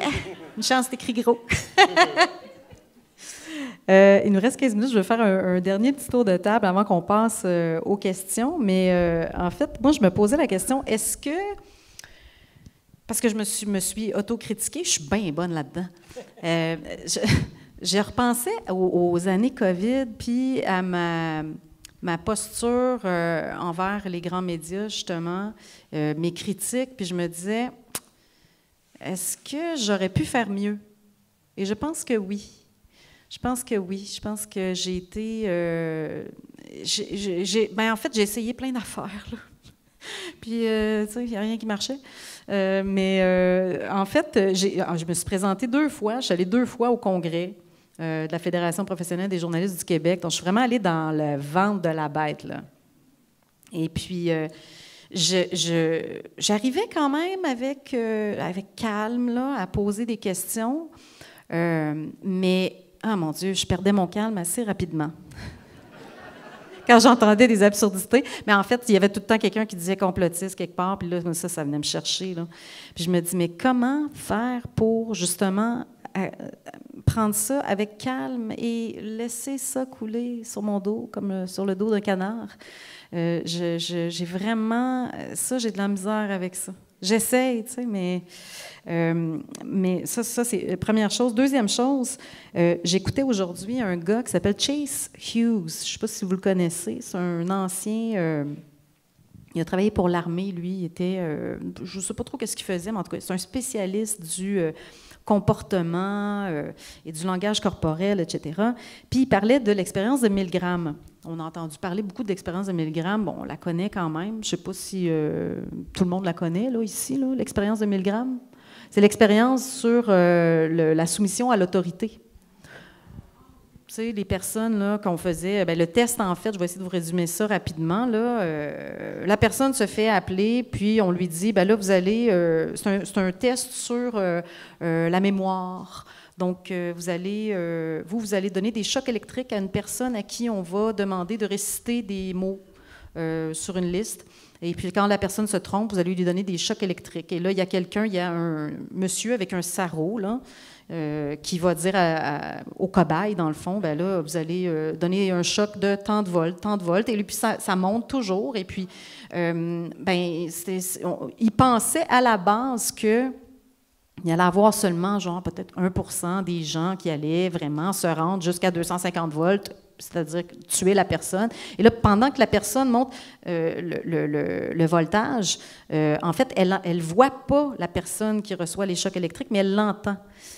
Donc, la personne va crier « Ah, s'il vous plaît, arrêtez, arrêtez ». Mais là, le monsieur avec le sarrau dit « Non, non, continue, continue ». Et là, les chercheurs croyaient que seulement 1% des gens allaient continuer jusqu'au bout, mais c'était 65% qui sont allés jusqu'au bout. Et ça, c'est un test qui a été fait, je pense, dans les années 60. Oui, puis ça a été Ouais. fait à l'université Yale, il ne faut pas oublier ça, Ouais. hein, une université prestigieuse, là, Ouais. de la Ivy League. Puis Avec des blouses blanches les aussi. blouses blanches. Ouais, Alors, ouais. c'était un contexte très particulier, mais ça nous dit le respect de l'autorité. Oui, exactement. Mais ce qui est intéressant là-dedans, ben, en fait, moi, j'avais vu beaucoup de choses là-dessus, puis j'étais comme encore 1000 grammes. Mais ce que Chase Hughes a amené là-dedans, il parlait des 6 aspects, justement, je pense, des 6 aspects de la soumission à l'autorité ou du piratage du cerveau, en tout cas, je ne me rappelle plus trop. Mais il y a quelque chose qui m'a frappée. Puis c'est qu'il disait, dans cette expérience-là, la personne à qui on donnait des ordres et qui devait monter le voltage et électrocuter l'autre personne, cette personne-là n'avait pas de lien, elle n'avait pas de connexion ni avec la personne qui lui donnait des ordres, ni avec la personne à qui c'est quoi le mot que je cherche là? Donnait des chocs, c'est ça. C'est pas ça que je voulais dire, mais c'est ça que ça voulait dire. Donc, ça m'a frappée. J'ai dit, ah ouais, c'est vrai. Durant la COVID, on a vraiment déshumanisé les gens qui s'opposaient aux mesures sanitaires ou à la vaccination, tout ça. Donc, il n'y avait pas de lien. Il n'y avait pas de lien entre la personne qui regarde la télévision et elle dit, ah, les maudits complotistes, tout ça, c'est des... Il n'y avait pas de lien humain. Et je pense que c'est ce qui a permis beaucoup, là, justement, cette déshumanisation-là généralisée.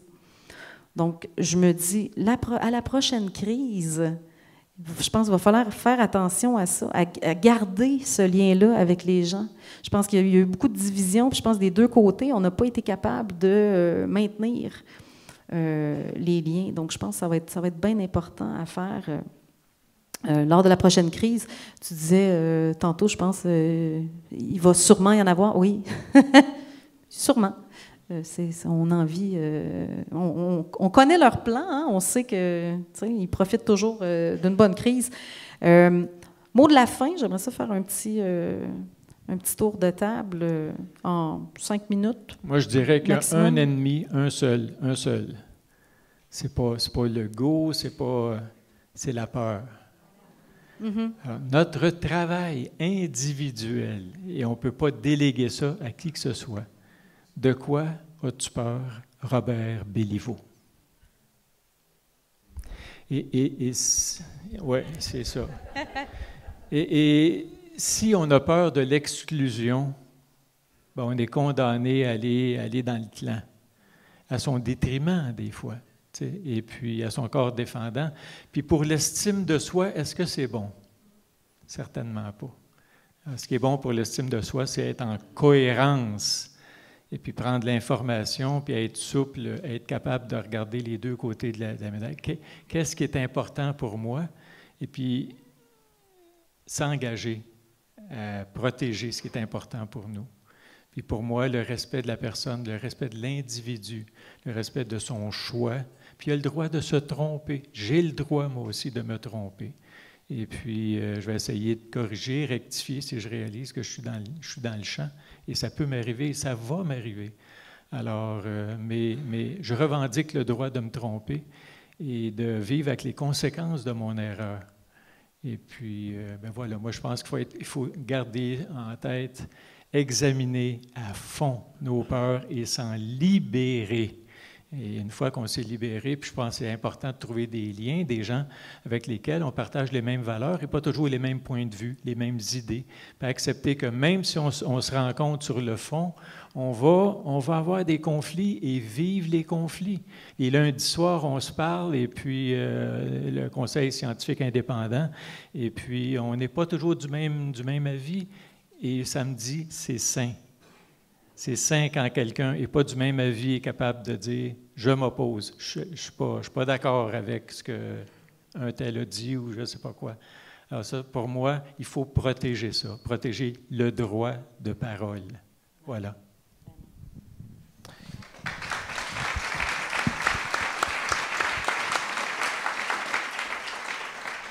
Alors, oui, la peur, et je pense qu'il ne faut pas avoir peur de la colère. parce que tu as ouvert tout à l'heure en disant que tu étais en colère avec d'autres journalistes.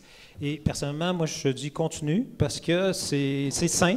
C'est sain, devant la bêtise, à un moment donné, de sentir une forme de colère devant la vie qui est détruite, devant voilà, l'imposition de certains mandats vaccinaux, devant ce qu'on fait aux enfants, etc. Oui, il faut être en colère, en fait.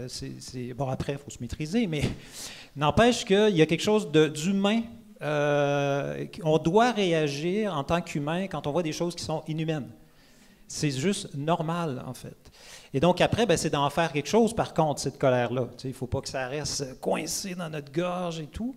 Je pense que c'est un feu, c'est une énergie, en fait, à ce moment-là. C'est un signe qu'il y a quelque chose qui nous dérange déjà. Déjà, ça doit le comprendre et, justement, peut-être trouver, après, des manières de canaliser, je dirais, ce feu, cette énergie de colère. Mais en tout cas, moi, je le dis parce que je sais que, la non-violence et tout, c'est parfait, mais en même temps, il ne faut aussi pas essayer de s'éteindre. Il ne faut pas devenir apathique, faire d'autres canards à tout ce qui se passe. Il y a quelque chose aussi qui n'est pas... quand on voit des choses qui ne sont pas normales, il faut faire quelque chose. Et moi, il y a une dizaine d'années, j'ai lu un livre fantastique qui s'appelle « Le Code Québec ». Certains peut-être connaissent. Le quoi? Le Code Québec. Le Code Québec. C'est les 10 caractéristiques qui sont uniques aux Québécois. Et donc, une de ces caractéristiques-là, c'est que les Québécois, en général, sont consensuels. C'est-à-dire qu'ils cherchent les consensus. On cherche à que ça ne crée pas de vagues, on cherche à ce qu'on soit tous bien, etc., etc. Et oui, mais, tu sais, à quel prix? Il ne faut pas être complaisant. À un moment donné, il y a des choses qui doivent être dites et bien dites, voilà, respectueusement, effectivement. Par contre, on n'est pas non plus toujours à, comment dire, oui, tu sais, voilà. Fait que je voulais juste préciser cet aspect-là. Il ne faut pas avoir peur, je pense, de la colère. Puis après, ça permet de décristalliser aussi des situations, des relations et autres. Et après, évidemment, il faut se parler, là, mais voilà. Il y a quelque chose de sain aussi là-dedans. Là. Bien, je pense, ça me rappelle ce que Sylvain Laforêt me disait récemment. Il me disait, au Québec, on n'a pas de culture de débat. On n'a pas appris à discuter comme les Français. Tu sais, les Français, ils s'engueulent, mais ouais, ils ne s'écoutent pas, eux autres. Ouais, c'est ça. Il n'y a personne de parfait, finalement. C'est des monologues. Ici en réalité, il y a peu de culture de débat. D'un côté, ici, on s'engueule pas, on se parle pas des choses qui fâchent. En France, tu as 3 monologues. C'est pas mieux. Robert? Je voulais parler, je voulais rebondir sur la colère et puis la censure aussi, le consensus qui mène à la censure. Mais ça me fait déborder à... Est-ce qu'il y en a ici qui ont pratiqué l'autocensure? Levez la main. Ben oui. Ben oui. Il y en a plusieurs. C'est ça sur quoi on peut agir, c'est aussi sur l'autocensure. Ouais. Mais pour des raisons stratégiques. Oui. Puis je ne dis pas que c'est mal. C'est une bonne excuse. Des fois, tu peux sauver ta peau en pratiquant l'autocensure, parce que tu es dans un milieu hostile où il faut être capable de dire « Oups, ça va me causer du tort. » Vraiment beaucoup de tort. Ça ne les changera pas. Eux autres, ça va les consolider dans leur intention de blesser l'autre puis d'imposer le silence. Alors, faut être intelligent, puis je pense que c'est... Merci de me l'avoir. Donc, Robert, je te demanderais de t'auto-censurer pour que Philippe puisse parler. Excusez-moi.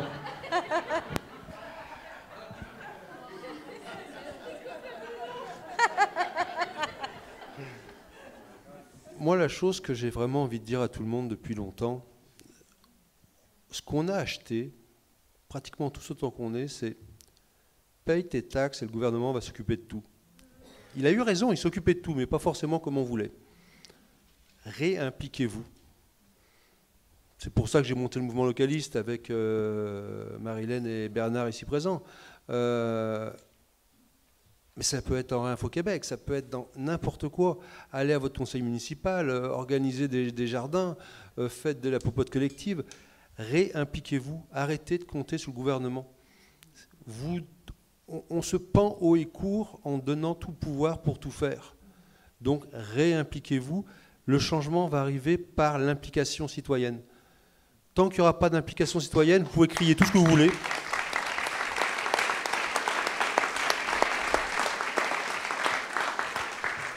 Je pensais que tu allais dire « Arrêtez de payer vos impôts », mais non. La résistance passive, des fois, c'est bon. C'est bon. Là, je ne sais pas où on était rendu. Est-ce qu'on prend les questions du public tout de suite ou... ouais? Ouais, OK, non, je pensais que c'était François qui faisait ça. Ben, c'est moi qui vais le faire. Qu'est-ce que tu projettes, toi, pour les... Est-ce que tu as des projets pour 2025-2026? Tu es dans le mouvement localiste. Parle-nous donc de ça un peu. Donc déjà, cet été, 8, 9, 10, il y a les journées du localisme. Ça sera à Glen Sutton. 8, 9, 10 quoi? Août. Août. Oui, excuse-moi, oui. 8, 9, 10 août. 9, 10. 8, 9, 10 août. C'est tellement, j'en parle tellement souvent que c'est devenu un leitmotiv. On va être pendant 3 jours. La journée, ça va être des conférences.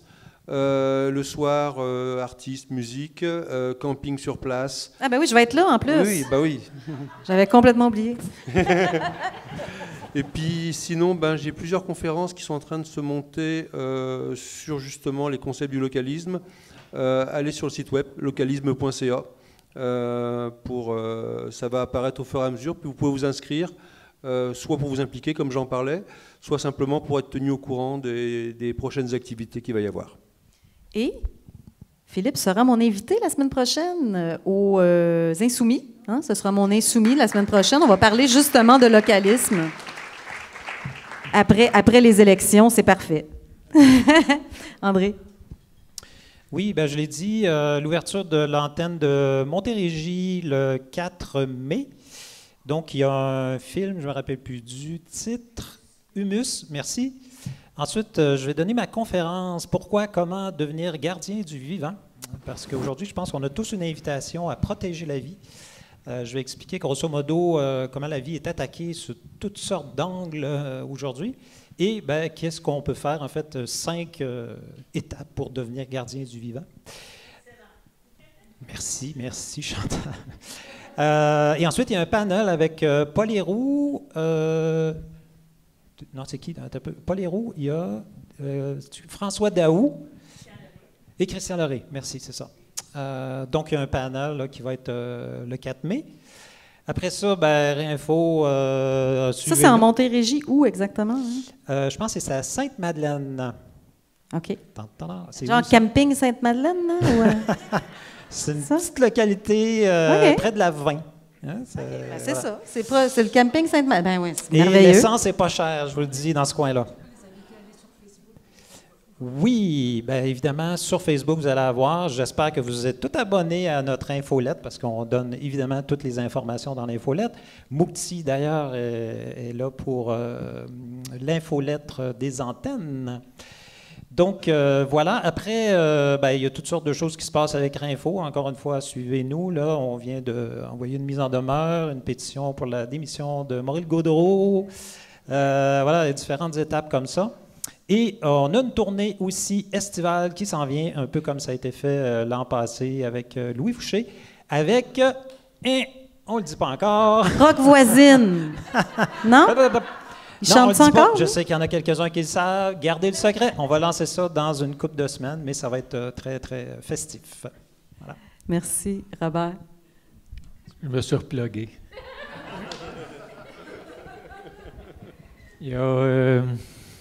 la semaine prochaine, le dimanche, le 4, je serai à Sainte-Adèle, je pense, petit créateur. Alors, réenchanter sa vie le matin et l'après-midi.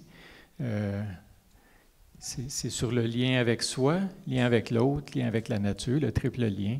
On va parler de ça, on va pratiquer aussi. Et puis... le troisième lien aussi? Oui. Non? Le troisième lien, oui, le bon lien avec la nature. Alors, tout ça pour dire il faut se solidifier. Je pense que notre principal défi à chacun d'entre nous, quand le monde vire fou, de garder sa santé mentale, c'est quelque chose de fondamental. Il faut développer sa résilience, sa résistance, sa solidité intérieure. Il y a des moyens pour y arriver et je pense que ce n'est plus un luxe, c'est devenu une nécessité. Et après mes ateliers, pas mes ateliers, mes audiences au mois de septembre-octobre, il y a 10 jours d'audience que le Collège des médecins a cédulé. Il aurait fallu qu'on se parle 1 heure, ça aurait été réglé. Mais on ne veut pas régler, on veut imposer, on veut dicter, on veut faire peur, etc. Et puis, mais après ça, là, quand ça va être terminé, je vais probablement reprendre l'animation de mes ateliers de pleine conscience.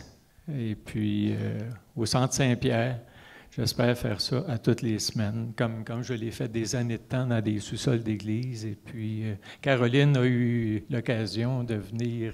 Veux-tu en parler quelques mots? Bien, écoutez, ça fait longtemps que je veux vous rendre un hommage. J'ai rencontré M. Béliveau, Dr Béliveau, à l'époque où est-ce que moi, je venais d'apprendre que j'avais la fibromyalgie, tout ça, après un accident de travail. Et puis, j'ai été au lit pendant 9 ans de temps, presque à temps plein. Puis, je pensais au suicide. J'étais en train vraiment de plonger. Et puis, quand j'ai commencé, quand je l'ai connu, j'ai invité plein de monde à ces événements parce que ça a été salvateur. J'ai retrouvé une puissance intérieure.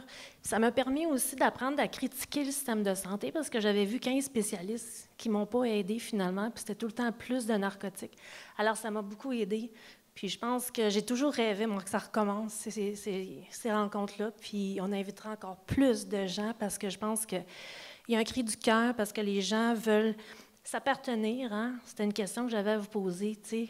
S'appartenir à travers tout ça, tout en respectant l'idée de l'autre, pour éviter que les familles se divisent. Ouais.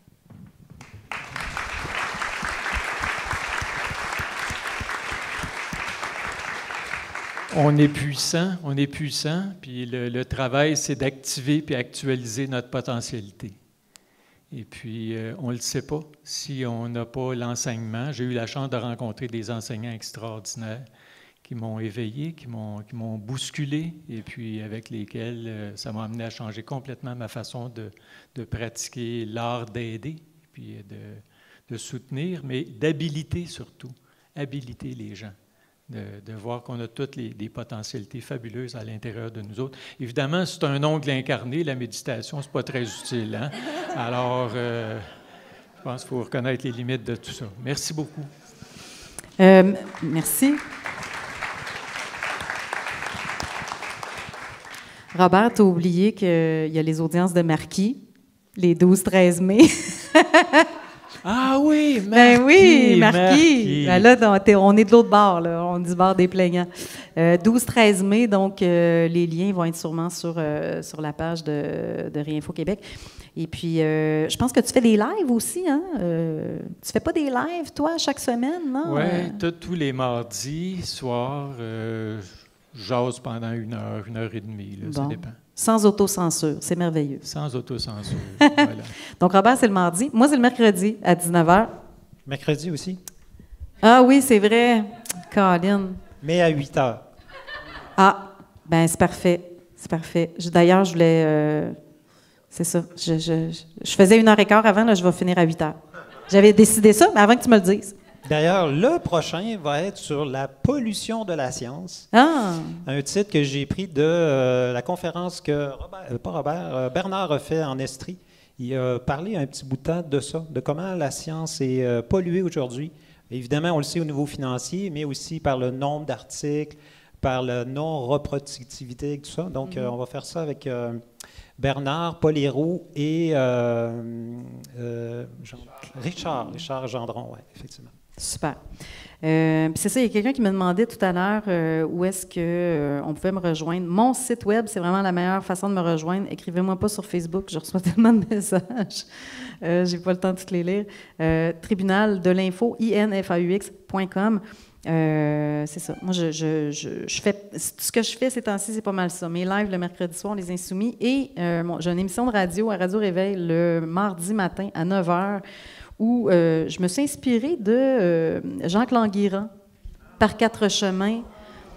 J'adorais écouter ça, Par 4 chemins. Puis je me suis dit, Colin, je vais faire une émission comme ça où je lis des livres et je commente et je fais jouer un peu de musique. Donc, voilà. Et...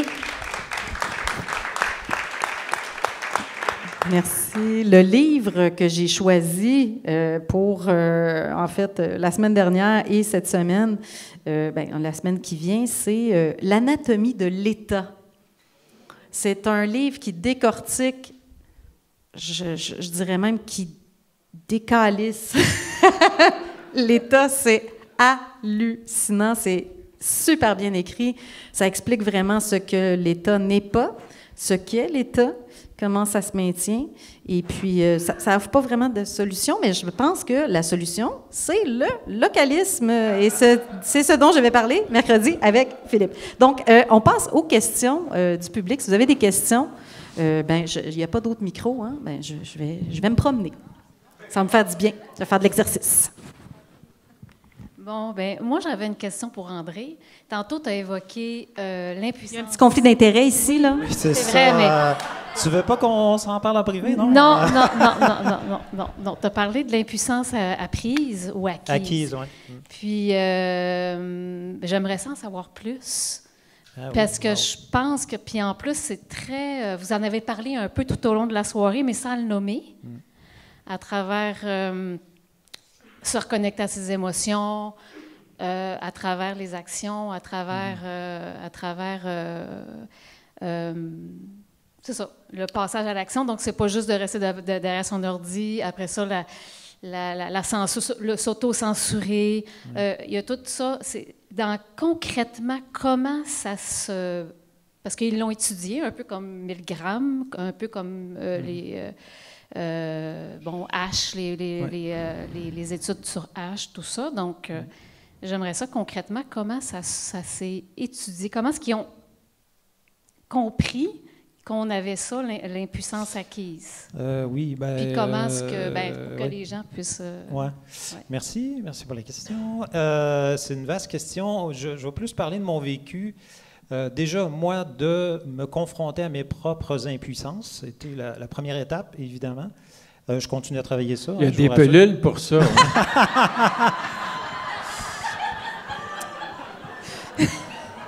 Je vais écouter tes conseils, Robert. Les médecins, hein, ça pense juste aux pilules. Première affaire, tu as un problème, pilule. Donc, mes propres impuissances, en fait, moi, je les ai traversées en me lançant toutes sortes de défis, en fait. Je fais toutes sortes de trucs que j'avais très, très peur, d'ailleurs, entre autres, d'être devant des gens. Puis après, tu sais, j'ai fait différents groupes depuis 20-25 ans. Et je me suis rendu compte que beaucoup de gens arrivent avec ça. C'est comme ça me faisait miroir, d'ailleurs, de ce que je voyais pour moi aussi. C'est-à-dire, tu sens qu'il faut que tu fasses quelque chose, mais tu te dis « Ah non, non, moi, je ne suis pas capable de faire ça. Moi, je ne suis pas capable de ci. » Puis tu admires les autres, tu idéalises les autres qui sont, eux, capables. Et là, il y a comme un jeu qui se fait que « Ah oui, mais lui, il est médecin. Lui, il est ci, lui, il est ça. Mais moi, je ne suis pas ça, donc je ne peux pas faire. » Je ne sais pas si vous me suivez, là. Mais ça, j'ai tellement vu ça souvent. Et honnêtement, c'est un des trucs que j'essaie de casser le plus. Parce que c'est pas vrai. On a tous des forces, des capacités enfouies. C'est juste qu'on ne les a pas utilisées. Ou on les a spécialisés, c'est-à-dire qu'on a été dans une entreprise, puis on a dit, bon, ben toi, ta tâche, c'est ça, tu fais ça, super bien. Puis là, ben, tu arrives, ben, non, tu peux faire ça, puis ça, tu peux aller beaucoup plus large, mais c'est juste un état d'esprit à changer. Et pour ça, je veux dire, ben, c'est là que pour moi, ça vient d'une impuissance acquise, c'est qu'on sent cette espèce de frein. C'est-à-dire que c'est là, c'est présent dans la personne, et c'est pas normal, à mon sens. Parce que, regardons comment est un enfant. L'enfant, pour lui, tout est possible. Je veux dire, il n'y a pas de limite. Il a envie de faire de quoi, il fait et tout. Puis on dirait qu'on est cassé de plus en plus par le système, par l'éducation qu'on a, qui fait que, voilà, on se retrouve un peu dans un sentiment d'impuissance qui fait, comme j'ai dit tout à l'heure, tu as l'impression que tu ne peux rien faire. Voilà. Et s'il y a quelque chose qui me tient à cœur, c'est au contraire que Réinfo soit un véhicule, soit un incubateur, je dirais, à projet où que les gens peuvent révéler leurs capacités, leurs forces et tout. Ouais.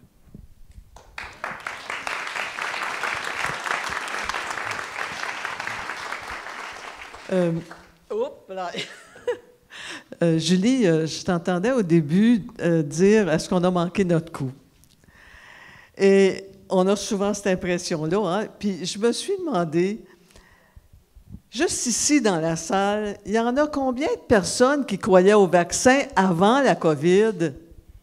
Je suis certaine qu'il y en avait beaucoup. Donc, c'est tout du monde qu'on ne sait pas, mais ils se sont réveillés. Moi, je trouve ça encourageant. Puis, l'autre chose, c'est qu'au niveau des opinions, en fait, ce n'est pas une question, mais c'est parce que ça m'est revenu très fort quand aussi il a été dit que des arguments ou des engueulades comme on a eu avec la COVID, ça n'a jamais existé. Ben oui, ça a existé. Dans le temps de l'indépendance du Québec. Hein? Les fédéralistes, c'était des écœurants, puis les indépendantistes, c'était des rêveurs, puis c'était ça, dans le fond. Ben moi, j'ai été dans des manifestations pour l'indépendance. Je me souviens très bien de ça. Alors, ils ont cassé, avec tout ce qui s'est passé avec le FLQ, ils ont cassé les indépendantistes. Mais c'est exactement la même attitude d'un et l'autre, là. Merci infiniment. Vraiment, Julie puis les gars, je trouvais ça super. Bien, merci. D'autres questions? Si je peux me permettre, pour l'impuissance acquise, moi, ça m'intéresse beaucoup, l'impuissance. Hein? Et puis, ça, c'est Seligman qui a fait sa thèse de doctorat avec ça. Puis, c'est un gars, c'est le créateur de la psychologie positive, Seligman. Hein?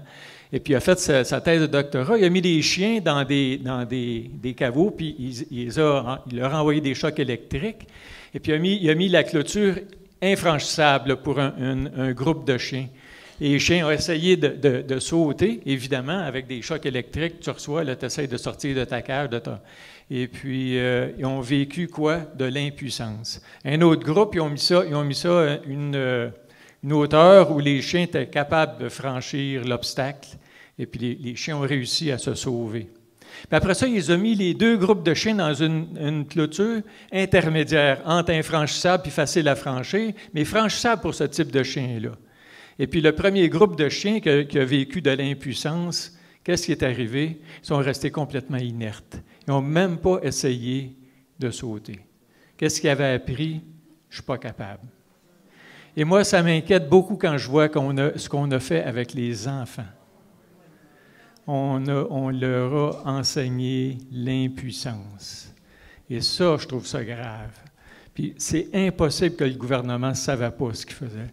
Fait que ça me met en colère, ça me met en crise. Vous n'avez pas idée. Alors, je suis capable d'en parler de ma colère, là, vis-à-vis. Et c'est ça qui m'a mobilisé, moi, à me lever, là, puis à dire, il faut arrêter ça. Là, il commence à s'attaquer aux enfants. Et ça, pour moi, là, c'était... Je vais juste en parler. Tu ne touches pas à ça, un enfant. Et ce qu'ils ont fait, c'est criminel. Rien de moins. Alors, il faut défendre nos enfants.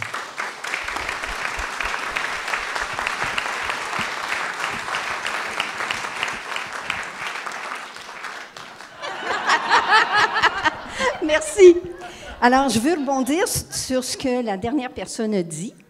Moi, je suis une positive, je ne peux pas ne pas l'être, et je crois à la résilience de l'être humain. Je crois que l'être humain est capable de rebondir. Tout ce qu'on vit présentement, même par rapport aux enfants, je sais, je suis persuadée qu'il va se passer quelque chose. Moi, dans ma famille, j'ai un de mes fils qui a donné du Ritalin à une de ses filles. J'étais contre ça à 100%, il le savait. Sa femme m'a dit « Ah, c'est pas grave, Louise, parce que moi, j'en prends aussi. » Hey, je suis tombée en bas de ma chaise, mais je ne pouvais pas rien dire, je suis la belle-mère. Savez-vous ce que j'ai fait? J'ai prié. J'ai prié. Ma petite fille avait 12 ans, elle prenait du Ritalin, j'allais la chercher régulièrement. Je lui disais « As-tu apporté tes médicaments? » Elle me disait « Oui, c'est pas moi qui lui donnais, mais... » Au bout de 2 ans, elle a dit à sa mère « Maman, ma petite fille savait que j'étais contre, mais j'en ai jamais parlé. Elle m'a dit, « Maman, j'ai 14 ans aujourd'hui et j'ai le droit de dire non et je n'en prends plus. »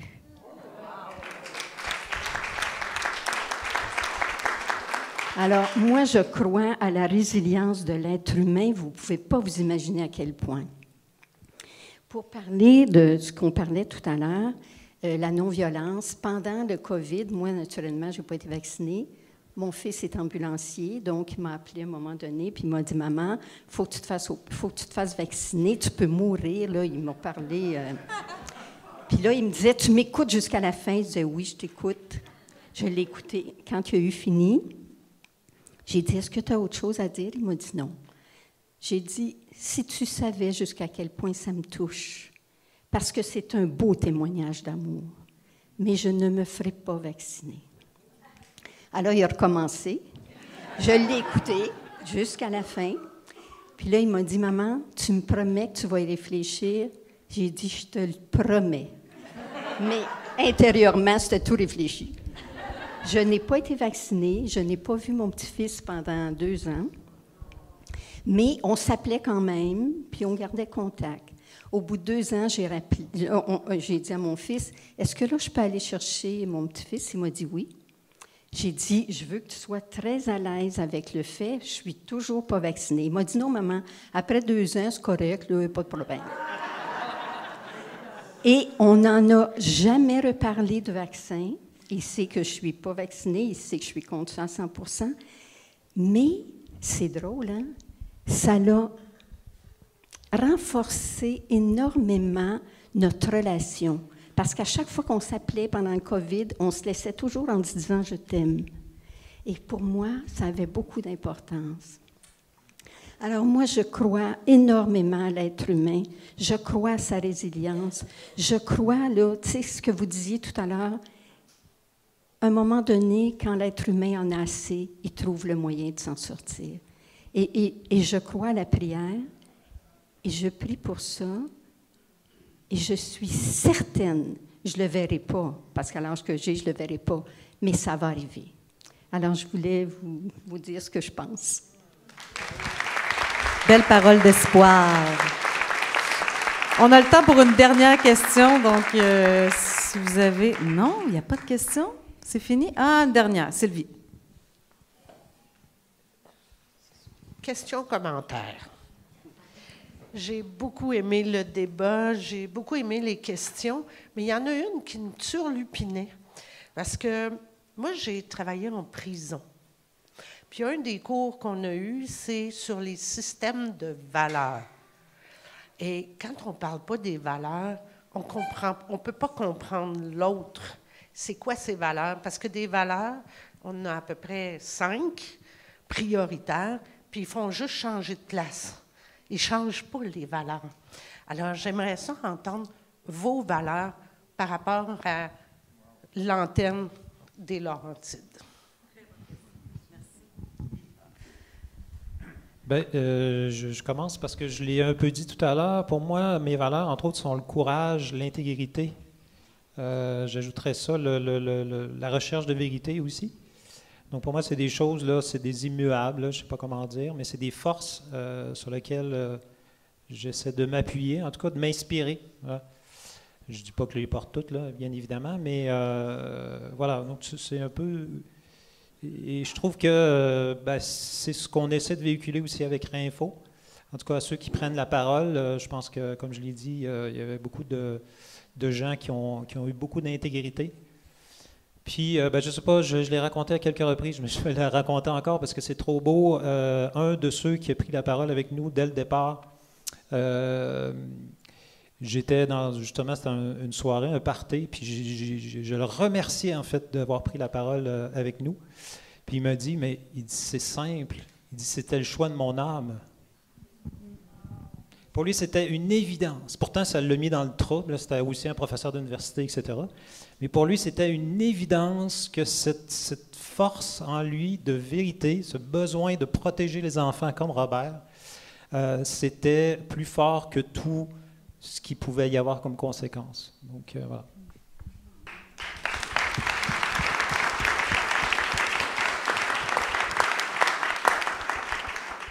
Ben moi, c'est simple. Vérité, justice, intégrité. Je pense qu'on a pas mal toutes les... moi, c'est vraiment les 3, là. Ben, comme journaliste, ben oui, la vérité.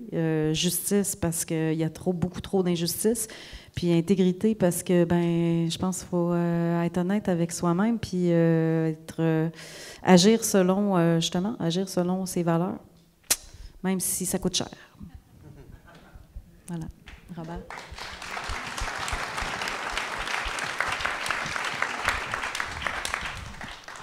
Moi, au top de mes valeurs, il y a quelque chose qui s'appelle l'amour. Pour moi, c'est au-delà. L'amour des gens, l'amour de ma conjointe, l'amour de mes enfants. La confiance, la foi aussi. La foi dans l'humanité, la foi dans la vie aussi. C'est un acte de foi. Quand tu as des enfants, c'est un acte de foi. Mais il y a bien des manières d'avoir un acte de foi, pas juste les enfants, mais s'engager dans des projets qui font sens pour nous autres. La cohérence, pour moi, c'est très important. L'honnêteté, l'intégrité, qui est le gage de la confiance. La confiance, ça se mérite. Et puis, il faut revenir... la confiance, la générosité aussi, pour moi, c'est une base pour avoir une vie dans laquelle il y a de l'amour, il y a de la générosité. On voit des besoins autour de nous autres. Est-ce qu'on a les moyens pour essayer de répondre à ces besoins-là? Pas rendre les gens dépendants, rendre les gens plus forts, autonomes, responsables, et puis conscients de leurs forces aussi. Alors, tout ça, c'est la foi, la confiance. Pour moi, c'est fondamental aussi. Voilà.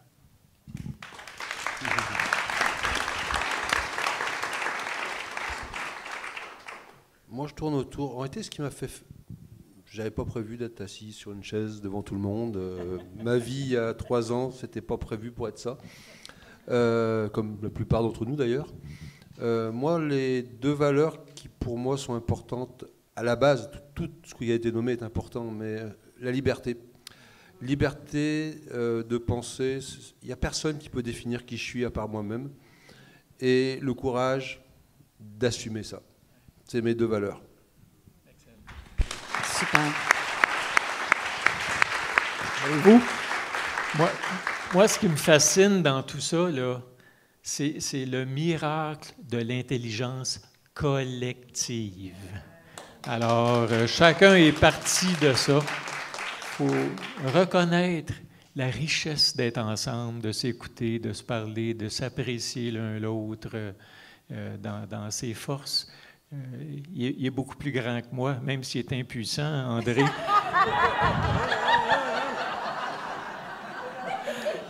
Alors, chacun est plus grand que moi. Et puis, c'est le petit Robert, hein, c'est sûr.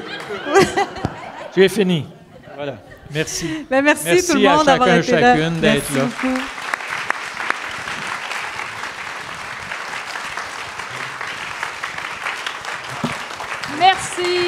Merci à vous 4, vraiment, là. Merci beaucoup.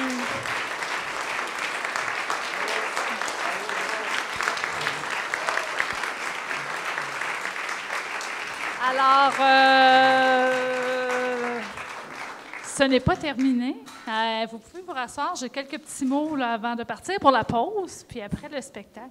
Oui, je parle pas comme fou au micro. Bien, vous pouvez vous rasseoir. Vous voulez vous rasseoir ou retourner, oui. En fait, je voulais vous remercier. Je vais faire mes mots de remerciement tout de suite parce que, par expérience, quand le spectacle commence, le party est parti. C'est difficile après de revenir pour faire vraiment des remerciements en bonne et due forme. Alors, je voulais remercier, en fait, vous remercier d'avoir été présents ce soir. On voit la puissance du nombre aussi, puis de la qualité des gens qui sont ici présents. Alors, je vous remercie d'être présents pour notre ouverture de cette antenne. C'est ensemble qu'on va changer les choses. Je voulais aussi remercier le travail extraordinaire de tous les bénévoles qui nous ont aidés ce soir. Je voulais aussi remercier André Pitre et Caroline Mailloux de Lux Media d'avoir accepté d'être ici ce soir pour capter diffuser le lancement de notre antenne. Merci beaucoup. On apprécie vraiment votre présence. On voulait aussi remercier Sandro et sa conjointe pour tout ce qui est le son et la musique. On voulait remercier nos invités d'honneur aussi. On a Mouti ici présente. Je ne la vois pas, elle n'était pas loin, me semble, tantôt. Elle vient de sortir, bon. Alors, Samuel Grenier, qui est ici présent, merci. d'être présent. Monsieur Bernard Massy, on a entendu parler depuis tantôt ici. Et on a Gaétan Brouillard aussi, qui est médecin aussi à la retraite.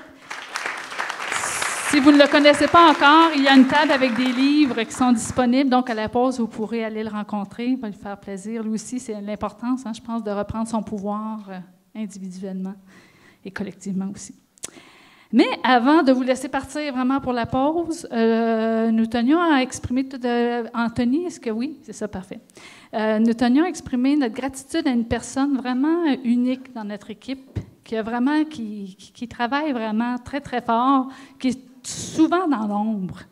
Et on voulait la mettre en lumière ce soir. Alors, Joanne, je ne sais pas si tu es cachée où. Joanne Maillet. C'est à ton tour, là. Viens-t'en ici. Hey, quand elle m'a vu m'en venir avec les fleurs, elle s'en est été. Elle est partie se cacher. Ben oui. Alors, sans Joanne, là, ce soir, il n'y aurait pas la soirée qu'on a. Merci, Joanne.